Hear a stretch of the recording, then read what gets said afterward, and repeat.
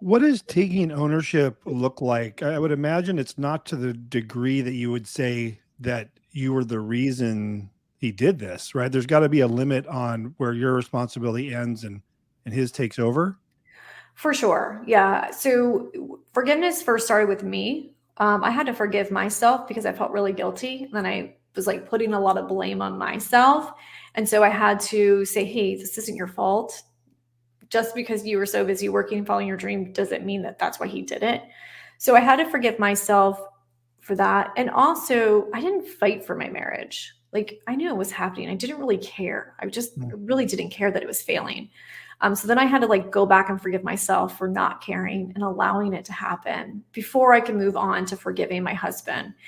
And because it wasn't in his character to do it, I was able to see the good, and he was genuinely sorry, and he never kissed my ass. And he always said, I'm never going to kiss your ass. I'm not going to buy you flowers. I'm not going to go buy you a fancy diamond ring. I'm not going to buy you a new car. I'm not going to buy you materialistic stuff. I'm going to show you that I love you and I care for you. And, you know, in the long term, that actually was the best thing that he could have done. He wasn't trying to put a band-aid or make me feel better with just buying my love. He really showed me that he loved me. And when it came time of like moving, and our lease was, we sold our house and then we moved into a smaller place to, if it didn't work out, someone could afford it solo. And then our lease came up for that. And so at that point, I had to make a decision. And I rented a house for 4 days on the beach. And I really thought about what my life would be like without him.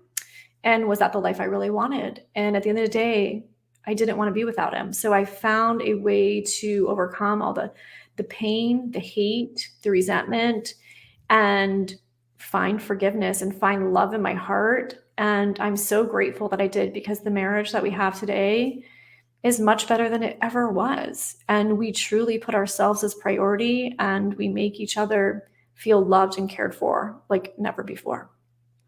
What type of time frame are we talking about that this occurs in, as far as from realizing it happened to reflecting on and taking ownership and responsibility and all these kind of steps that you walk through, and then through to forgiveness? How is this? Months? Is this years? Is it never kind of ending?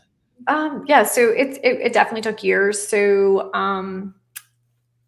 I started my company in 2016, so I'm fairly sure it was happening then.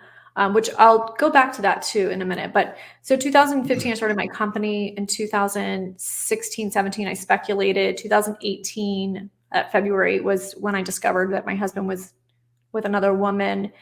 And then, we sold our house 1 year later. We had both moved in and out of the house. And then I think it was like the end or the beginning. It was January of 2020, actually, is when I finally was like, okay, I can forgive you for this. I'm ready to move forward and have a beautiful life. It was just a great time because it was the beginning of the year. And I just wanted to set the stage of how I wanted to live that year. And then obviously COVID happened and a lot of other things Yeah. happened that year. So, anyway, so, it took 2.5 years. And now, granted, we still have issues. There's triggers. You're going up. It's not like I forget the past. I've just overcame and I moved on from it. And I am a better person now for myself, and my husband is as well.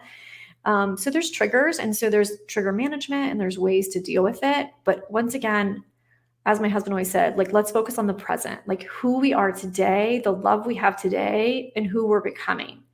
Like, let's focus on the future, not the past. And really, that has been a really guiding force for our marriage. How does it affect you and affect your spouse, the fact that you talk about this so openly, probably every day with your podcast and content and writing your book? Is that, do you find that has some healing benefits? So, when I first started talking about doing this and the whole concept of the book and the podcast, my husband was very much, no, I don't want to hear about it. I don't think it's right. Like, let's not air our dirty laundry out.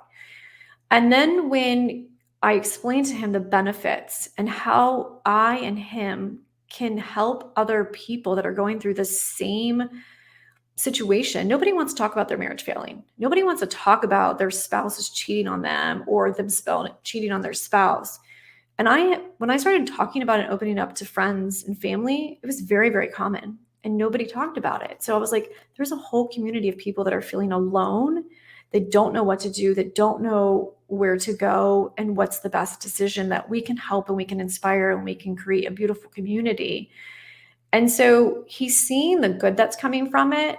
So that is really overshadowing everything. And the fact that our marriage is so solid and I trust him and I love him, I'm not going anywhere and he's not going anywhere either.